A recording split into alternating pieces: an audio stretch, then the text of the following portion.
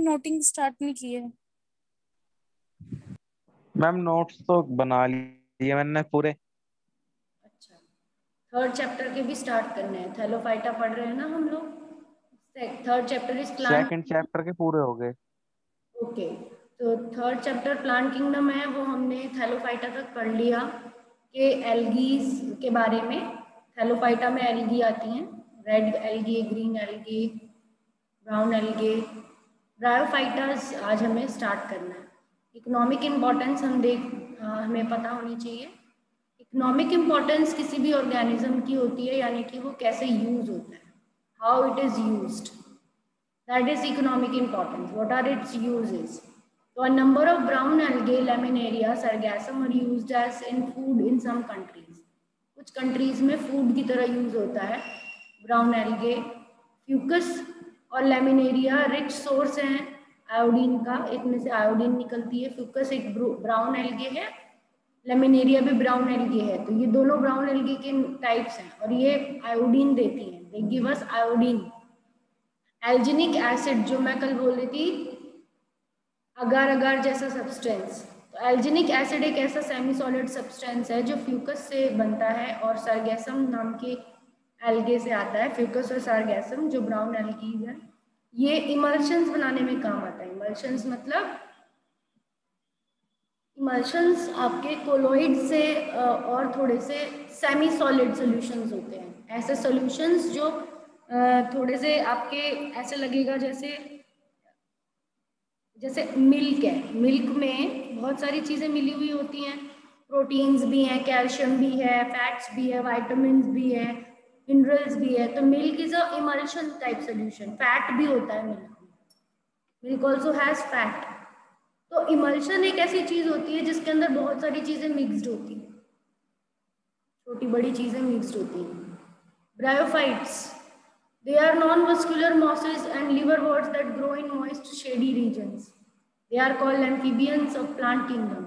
Bryophytes हमारे second member after algae, after their types, after their economic importance. We have to start the next member of the plants, which are bryophytes.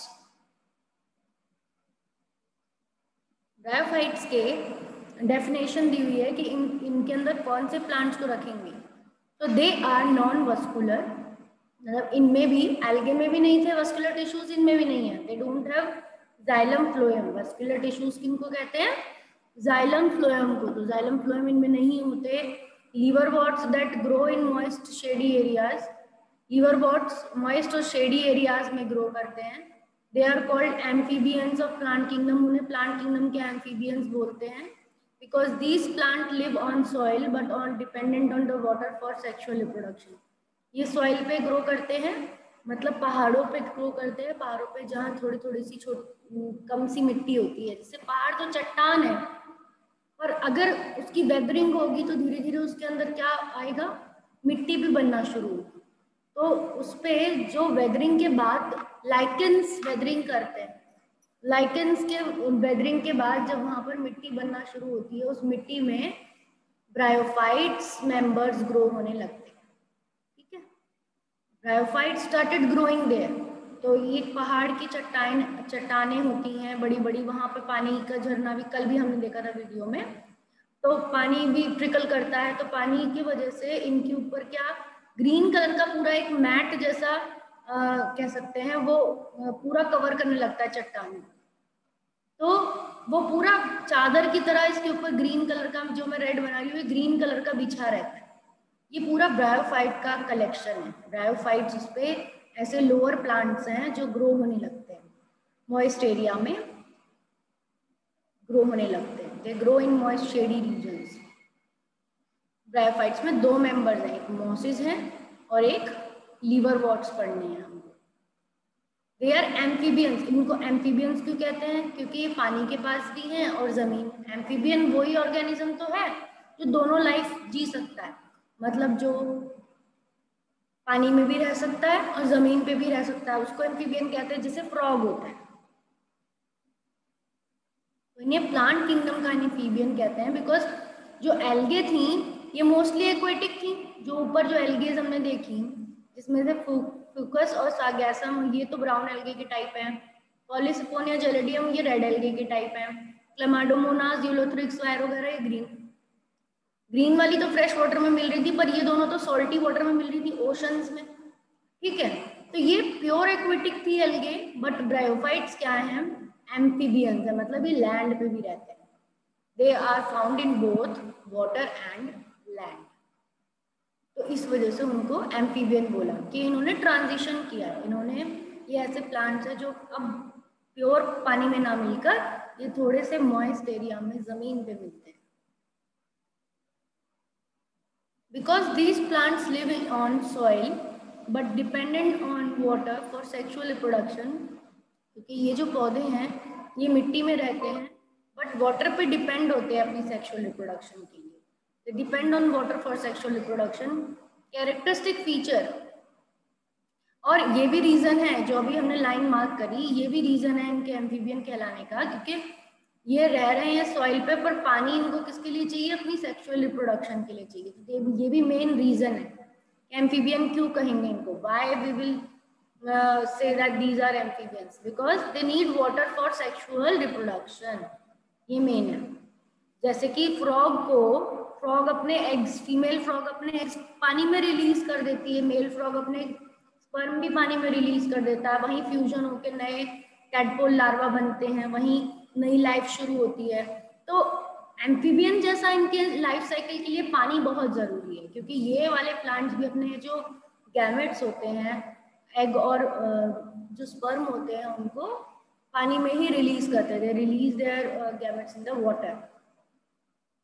Dominant, अब इसमें characteristic feature पढ़ने एक एक करके, ठीक है। They live in damp and shady habitat. Damp मतलब क्या होता है, वेट, गीले हैबिटेट में, छायादार हैबिटेट में रहते हैं। Found to grow during rainy season on damp rock soil walls, और जब वो रेनी सीजन आता है तो ये जो गीली मिट्टी है उस पे भी ग्रो होने लगते हैं, रॉक्स पे भी ग्रो होने लगते हैं, वॉल्स पे भी ग्रो होने लगते हैं। The dominant phase of plant body is free living gametophyte. Dominant phase है प्लांट बॉडी का, वो फ्री लिविंग गैमेटोफाइट स्टेज है। जो रूट डोमिनेंट फेज मैंने आपको बताया था, ऐसा फेज किसी पौधे का जो आसानी से नेचर में देखने को मिले। तो ब्रायोफाइट्स का जो प्लांट्स हैं दो तरीके के, मॉसेस और लीवरवॉर्ट्स, उनका जो डोमिनेंट फेज है, मतलब इन दोनों ही एग्जाम्पल्स हैं ये ब्रायोफाइट्स के, तो इन दोनों में ही डोमिनेंट फेज जो देखने को मिलता है नेचर में इनकी प्लांट बॉडी का, वो उसे हम बोलते हैं it is a free living gametophyte. वो फ्री लिविंग गैमेटोफाइट होता है। आप किसी भी प्लांट की बॉडी में देख लो, दो ही फेजेस होंगे, there will be two phases in the plant body, मतलब प्लांट बॉडी दो तरह से मिलेगी आपको। प्लांट बॉडी के दो स्टेजेस होंगे डेवलपमेंट के, एक तो होता है गैमेटोफाइट, ऐसी स्टेज जो गैमेट बनाती है, गैमेट प्रोड्यूसिंग, तो इट विल प्रोड्यूस गैमेट्स, तो उसे गैमेटोफाइट कहते हैं। बट जो दूसरी स्टेज है जो कि मतलब आपके डिप्लॉयड होती है, वो स्पोरोफाइट स्टेज है। It is a sporophyte stage, gametophyte and sporophyte, ठीक है। दो तरह के स्टेजेस में प्लांट होता है। तो ब्रायोफाइट्स के जो टाइप के जो प्लांट हैं, ब्रायोफाइट्स टाइप के जो प्लांट है, उनमें डोमिनेंट फेज क्या होता है, फ्री लिविंग गैमेटोफाइट स्टेज इनका डोमिनेंट फेज होता है। Roots are absent but contain rhizoids. Roots क्या है, एब्सेंट है उनमें, और राइजोइड्स होते हैं उनकी रूट्स में। Vegetative reproduction is fragmentation. Vegetative reproduction fragmentation tuber गैमे इनकी वजह से होती है। Sex organs multi cellular jacketed होते हैं। ट्यूबर गैमे ये जो चीजें हैं ये इनकी फ्रेगमेंटेशन के पार्ट्स हैं। ऐसी बर्ड्स हैं जो फ्रेगमेंटेशन होती है। जब हम देखेंगे लीवरवॉर्ट का डायग्राम है नीचे, उसमें जब हम देखेंगे तो हमें पता चलेगा कि गैमे कप्स में गैमे होते हैं। ये देखो आपको दिखा, ये डायग्राम एनसीईआरटी में भी है। This diagram is there in NCERT. तो वेजिटेटिव रिप्रोडक्शन के लिए दिस टाइप्स ऑफ बर्ड्स, ये जो बर्ड्स हैं ये सेपरेट हो जाती हैं प्लांट से, and they again reproduce to form new plants, new plants बन जाती हैं। ठीक है, क्लियर बच्चों? समझ रहे हो मैं क्या बात कर रही हूँ? ये वेजिटेटिव पार्ट्स हैं रिप्रोडक्शन के, they are vegetative parts of reproduction. Okay, ma'am. Now, coming to next points.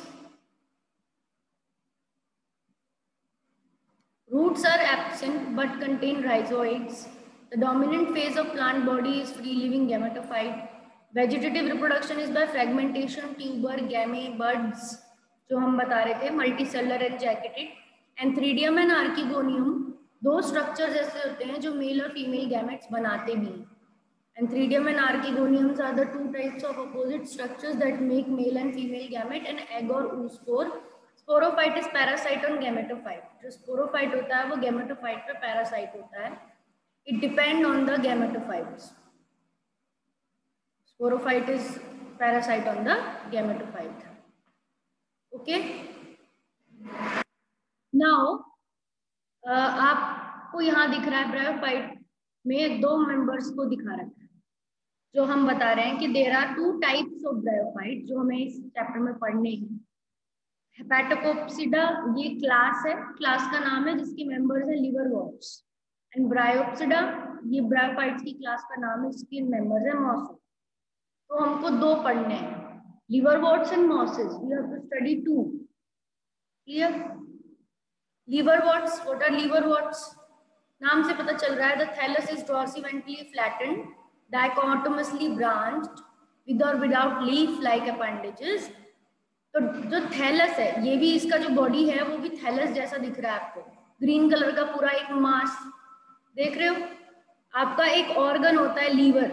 ये एक ऑर्गन हम जब 10th में पढ़ते थे तो लीवर बनाते थे, और लीवर के इस तरफ क्या बनाते थे डाइजेस्टिव सिस्टम में, स्टमक बनाते थे. ठीक है, और स्टमक के इधर से फिर क्या शुरू होती थी, स्मॉल इंटेस्टाइन शुरू होती थी. समझ रहे हो? ये वही वाला पार्ट है. तो लीवर के शेप का और ये होते हैं प्लांट्स, ट्रायंगुलर शेप के ये प्लांट्स होते हैं, इसलिए इनका नाम लिवरवॉर्ट्स रखा गया.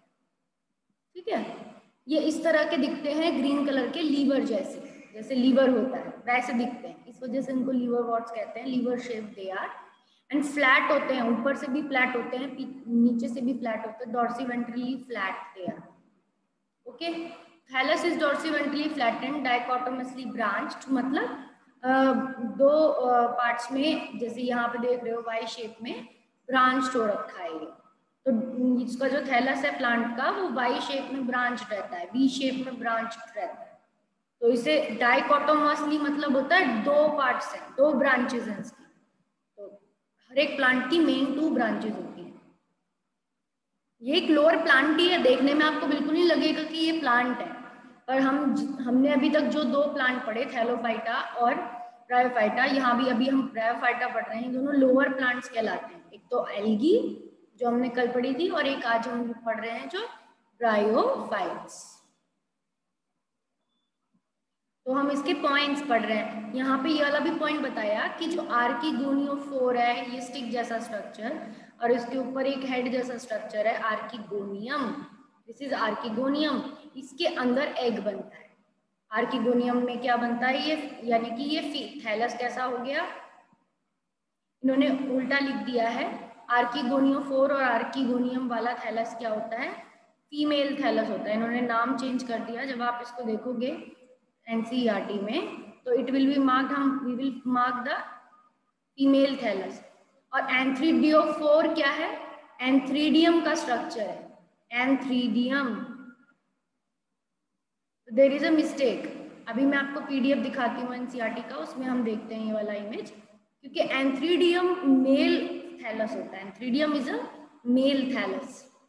तो इसको मैं स्टॉप करती हूँ शेयरिंग को, अब आपको एनसीईआरटी का मैं दिखाती हूँ क्योंकि यहाँ मिसप्रिंट है.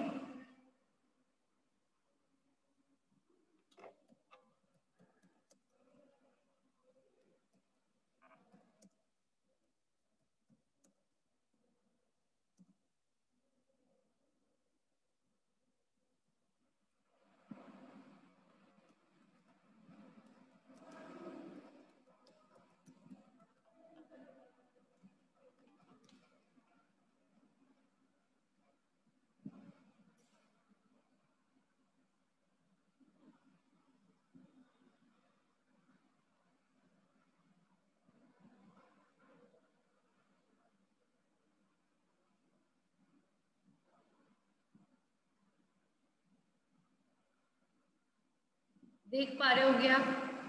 Are you able to see the image? Yes ma'am, okay, दिख रहा मैम। तो now this is the diagram of NCERT. तो आप देख रहे हो, तो ऊपर वाली फिगर है जो लीवर वॉट की फिगर है, यहाँ देखो नाम दिया होता है फिगर्स के नीचे कौन सी फिगर्स हैं। ए फिगर जो है that is of female thallus, B figure जो है 3.2 की वो मेल थैलस है। तो अब हम यहाँ फोकस करेंगे B figure is male thallus, it is male thallus, and the first one is female thallus, it is female thallus. Clear बच्चों?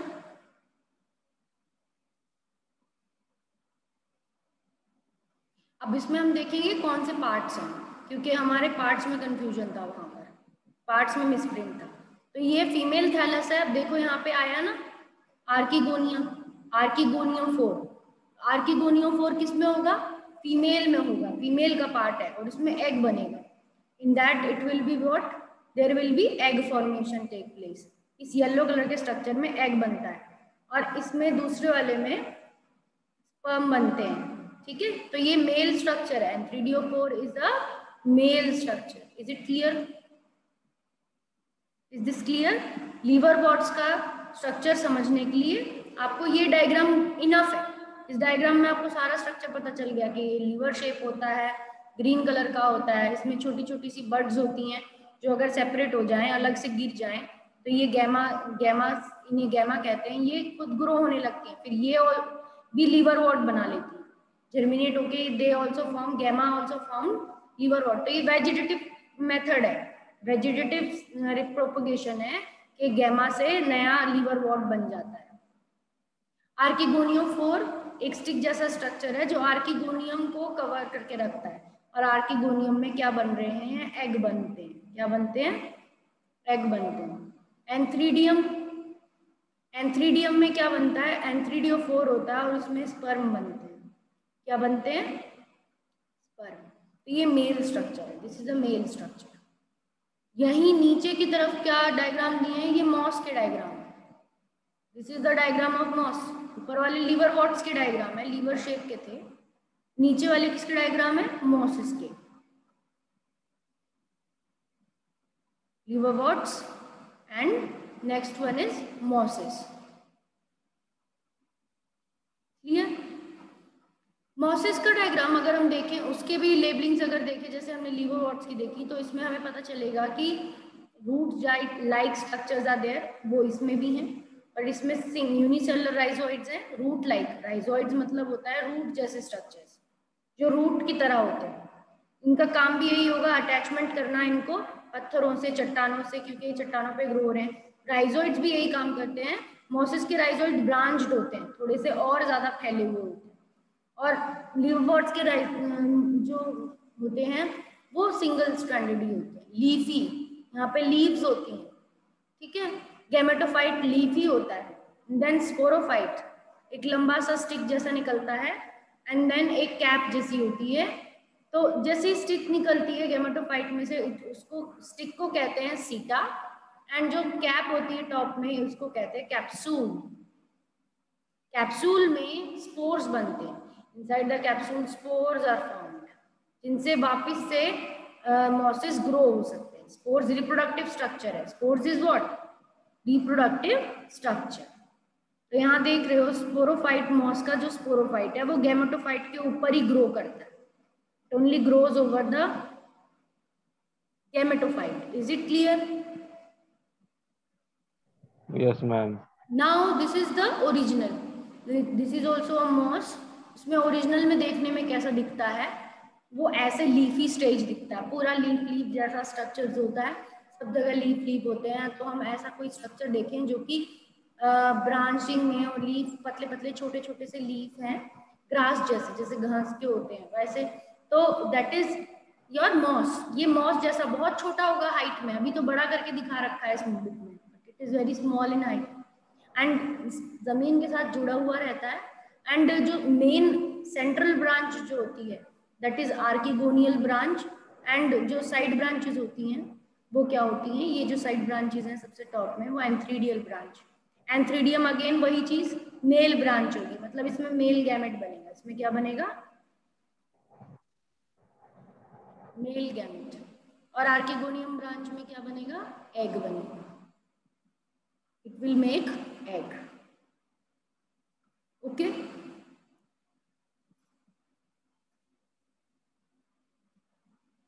तो हम बुक का पेज अगर स्क्रीन शेयर करते तो बुक से ही पढ़ लेते हैं। ब्रायोफाइट्स में commonly are found in moist shaded areas.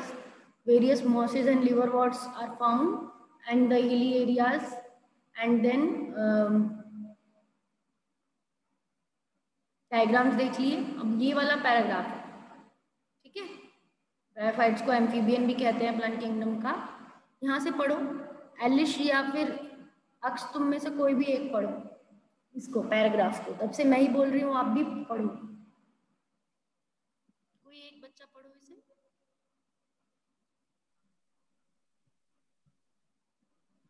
Ma'am bryophyte से पढ़ना है ना? हाँ, यहाँ से पढ़ना है।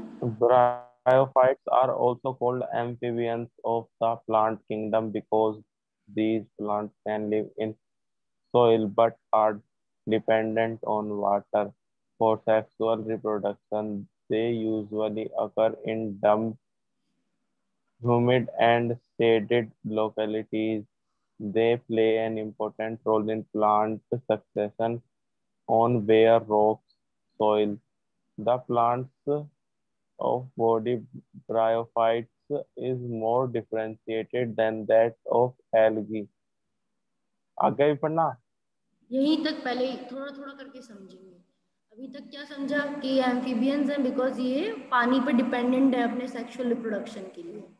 फिर ये डैम्प मतलब गीले एरिया में होते हैं, ह्यूमिड मतलब नमी वाले एरिया में होते हैं, शेडिंग में रहते हैं, छाया में रहते हैं, और ये इंपॉर्टेंट रोल प्ले करते हैं प्लांट के सक्सेशन में। खाली रॉक पे ग्रो हो जाते हैं, सॉइल पे ग्रो हो जाते हैं। मतलब प्लांट के सक्सेशन में कैसे, मैंने आपको बताया था, जैसे कोई चट्टान होती है तो सबसे पहले उस पे क्या ग्रो करता है, कोई चट्टान है बड़ी सी, उसके ऊपर सबसे पहले एल्गे आती है।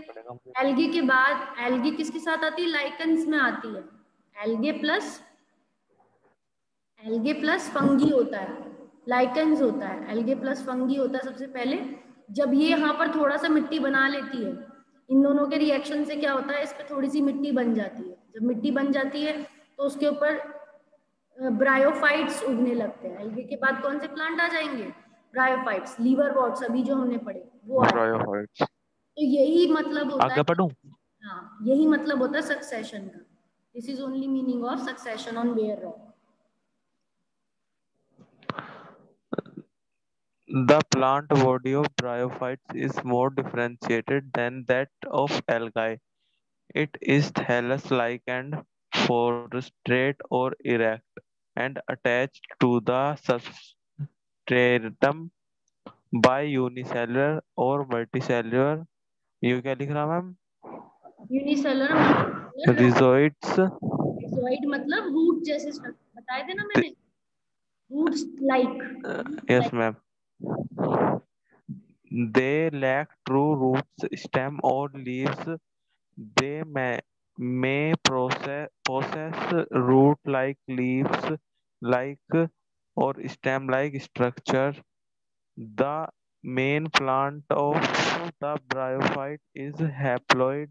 It produces gametes, hence it is called gemetophyte. Gametophyte, gamete, gametophyte. Gametophyte. हाँ, यहीं तक रहने दो अभी। तो इसमें क्या है, plant body Okay, bryophyte ma'am. Differentiated है, ठीक है। एल्गे से तो ज्यादा ही है, एल्गे क्या था, बस एक बंच ऑफ सेल्स था। जबकि ब्रायोफाइट क्या है, ब्रायोफाइट की लीवर शेप बॉडी हो गई, उसके अंदर दो ब्रांचेस हो गई, उसके अंदर गैमा नाम के स्ट्रक्चर्स आ गए, ठीक है। उसके अंदर एक आर्किगोनियोफोर जैसा स्ट्रक्चर आ गया। तो ये एल्गे के से ज्यादा विकसित है, ठीक है। इसके अंदर अलग अलग तरह के स्ट्रक्चर्स हैं, तो this is more developed than the algae. ये अगर एल्गी है, एल्गी अगर पूरा बंच ऑफ सेल्स है, थैलस था, एल्गी क्या था, एक पूरा थैलस था, बट ब्रायोफाइट्स में क्या है, थोड़ा सा differentiation, it is more differentiated, इसकी प्लांट बॉडी थोड़ी ज्यादा डिफ्रेंशिएटेड है देन एल्गी। किससे ज्यादा है, एल्गी से ज्यादा इसमें डिफ्रेंशिएशन है।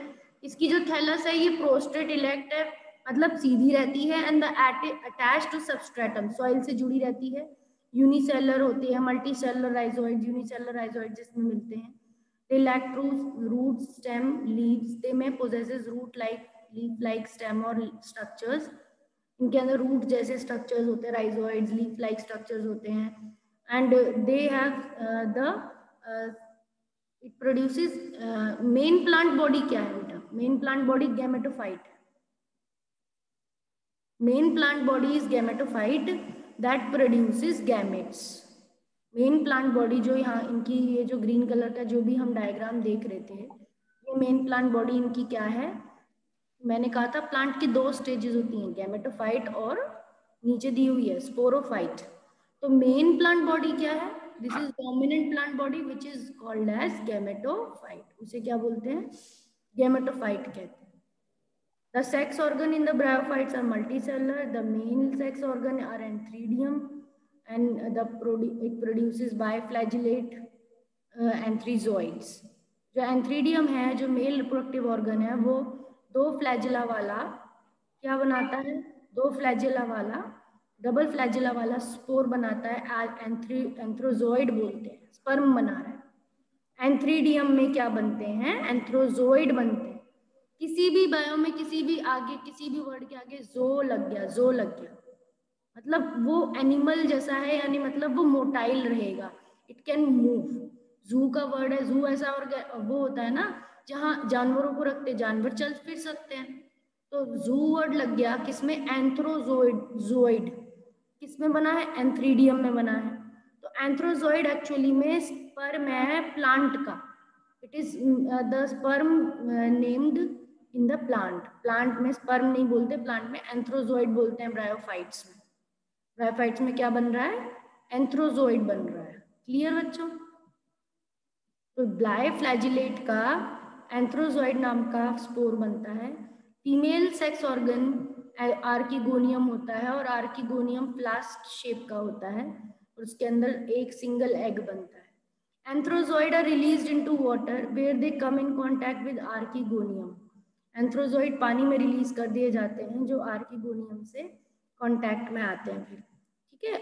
आर्किगोनियम ऐसा है, फ्लास्क शेप का होता है, एक सुराही जैसा, और एंथ्रीडियम क्या है, थोड़ा सा एक्सपोज्ड होता है इस तरीके का। तो यहाँ से जब स्पर्म रिलीज किए जाते हैं तो वो बाइफ्लैजिलेट है, बाइफ्लैजिलेट मतलब उनमें 2 हेयर लाइक स्ट्रक्चर्स हैं, फ्लैजिला है, तो ये मूव कर करके they move and they move through water, और यहाँ पहुँचते हैं, यहाँ पर ऑलरेडी एग होता है, अंदर एक एग होता है, वहां जाके ये एंथ्रोजोइड फ्यूज हो जाते हैं, दीज एंथ्रोजोइड्स आर फ्यूज्ड, ठीक है, ये दोनों फ्यूज हो जाते हैं यहाँ पे आर्किगोनियम के अंदर ही। This is archegonium, female organ में एग होता है, पर एंथ्रीडियम में एंथ्रोजोइड रिलीज करता है। एंथ्रीडियम क्या रिलीज करता है, एंथ्रोजोइड्स।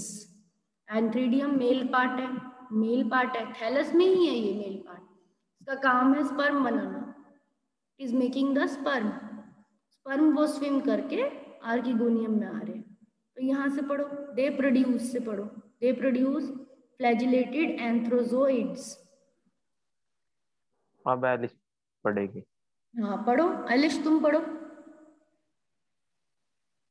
Yes ma'am, the female, ma'am यही से पढ़ना है ना, दे प्रोड्यूस, आपको पता नहीं है, दे प्रोड्यूस है, जहाँ मैंने रेड मार्क कर रखा है। Okay, x please be quite. They produce ध्यान रखिए। bicyclic antheroids. The female sex organs called archegonium is flask-shaped and produces a single egg. The antheroids are released into water where they come in contact with the archegonium, and antheroids fuses with the egg to produce the zygote. Zygote do not undergo reduction division immediately. They produce a multicellular body called a spirophyte. The spirophyte is not free-living but attached to the photosynthetic gametophyte and derives nourishment from it. Some cells of the spirophyte undergo reduction division to produce haploid spores. These spores germinate to produce gametophyte. Okay, so archegonium में जो egg था उसको एंथ्रियोजोइड ने आके fuse कर दिया, and then fuse करने के बाद जाइगोट बन गया। आर्किगोनियम में ही जाइगोट बना रहता है, एग से फ्यूज हो गया एंड एग से फ्यूज होके जाइगोट बन गया, and zygote do not undergo reduction division immediately. Zygote तुरंत से रिडक्शन डिवीजन नहीं करता, they produce a multicellular body called sporophyte. ये मल्टीसेलर बॉडी बनाते हैं स्पोरोफाइट नाम की। स्पोरोफाइट फ्री लिविंग नहीं होता but attach to photosynthetic gametophyte, but ये फोटोसिंथेटिक गैमेटोफाइट से अटैच रहता है, डिराइव नरिशमेंट फ्रॉम इट, और उससे नरिशमेंट पाता है। Some of the cells of sporophyte undergo reduction division meiosis, और कुछ सेल्स जो होते हैं वो रिडक्शन डिवीजन करके मियोसिस करके हैप्लॉइड स्पोर्स बनाते हैं, they make the haploid spores. These spore germinate to produce gametophyte. मतलब कहने का मतलब था कि आर्किगोनियम है, फ्लास्क शेप आर्किगोनियम है यहाँ पर, और मैंने बताया कि उसके अंदर एक एग होता है, तो एग से यहीं पे ही स्पर्म फ्यूज हो जाता है, यहाँ पे स्पर्म आता है स्विम करके वाटर में, फ्यूज हो जाता है। फ्यूज होने के बाद यहीं आर्किगोनियम में ही एक जाइगोट जैसा बन जाता है। जाइगोट क्या करता है, अपने आप ही एक मल्टीसेलुलर स्ट्रक्चर बना लेता है, थैलस बना लेता है, और उसके अंदर एक पोर्शन में क्या होती है, मियोसिस होती है, मियोसिस होती है उस थैलस में, और ये मियोसिस होने के बाद जाइगोट में, यानी कि ये जो पूरा स्ट्रक्चर बना है, जाइगोट के बाद जो स्ट्रक्चर बना है वो 2n है, और उसमें मियोसिस होगी तो वो ऐसे स्पोर्स बनाएगा जो कि सिर्फ n होंगे, मतलब आधे क्रोमोसोम हो जाएंगे। अब ये वाले जो स्पोर्स हैं haploid spores, haploid spores will germinate, haploid spores will germinate, ठीक है। Haploid spores will germinate to produce again liverwort. Liverwort दोबारा से बन जाएगा, जैसा लीवरवॉर्ट था लीवर शेप का, वैसा लीवरवॉर्ट दोबारा से हैप्लॉइड लीवरवॉर्ट बन जाएगा, क्योंकि इनकी मेन बॉडी, जो लीवरवॉर्ट की मेन बॉडी है वो हैप्लॉइड ही होती है। तो spore will germinate, spore germinate करता है और वापस से लाइफ साइकिल पूरी हो जाती है। तो एक्चुअली में ये जो पैराग्राफ है ये पूरा लाइफ साइकिल है कि कैसे आपके लीवर वॉर्ट से शुरू होके सारी चीज़ें करके आर्थिडियम आर्किगोनियम बना के उनमें फ्यूजन करा के जाइगोट बना के वापस से उसमें स्पोर्स बना के, स्पोर से दोबारा से स्पोर जब जर्मिनेट करेंगे, when the spore will germinate it will produce a gametophyte, तब वो क्या बनाएंगे, गैमेटोफाइट बनाएंगे। Is it clear? Yes, ma'am. Okay, so now you read, Aksh, you read the economic importance, मतलब ब्रायोफाइट की इकोनॉमिक इंपॉर्टेंस क्या है, यूजेस क्या है। इकोनॉमिक इंपॉर्टेंस मतलब होता है यूज, इसका यूज क्या है, what is the uses of Bryophytes in general are little economic importance, but some mosses provide food or herbaceous क्या है? Mammals, birds, and other animals species and sphagnum, sphagnum are sphagnum, most sphagnum, sphagnum sphagnum, most provide feed that have long been used as fuel and as packing material for transshipment of living material because of their capacity to hold water. Mosses, along with the lichens, are the first organisms to colonize rocks and hence are of great ecological importance. They decompose rock, making the substrate suitable for the growth of higher plants. Since mosses form dense mats on the soil, they reduce the impact of falling rain and prevent falling soil erosion। rain and prevent soil erosion. The bryophytes are divided into liverworts लीवरवॉर्ट्स and and mosses. मोसिस।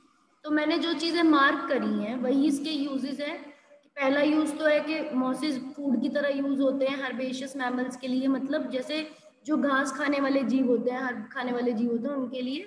पीट नाम का moss जो है, पीट पीट या sphagnum नाम का मॉस पैकेजिंग मटेरियल के लिए हेल्प होता है, करता है, क्योंकि ये पानी को अब्जॉर्ब करता है इसीलिए किसी भी चीज को पीट में अगर आप क्या करो, पैक करो, तो वो सूखी सूखी पहुंचती है जहां पे भी उसे भेजा जाए। मॉस लाइकन के साथ सबसे पहले रॉक्स को कोलोनाइज करते हैं एंड मिट्टी बनाते हैं वहां पर। और मॉस अगर ग्रो हो रहे होते हैं तो सॉइल इरोजन भी बचती है। मॉसेस दो तरीके के हैं, लीवरवॉर्ट्स और ब्रायोफाइट्स, दो तरीके के, लीवरवॉर्ट्स और मॉसेस। तो आपको आज हमने जनरल इंट्रोडक्शन मॉस का समझाया है। अब एक एक करके लीवरवॉर्ट्स और मॉसेस को पढ़ना है। जनरल इंट्रोडक्शन बता दिया आपको ब्रायोफाइट्स का, ठीक है। तो I am ending the class now.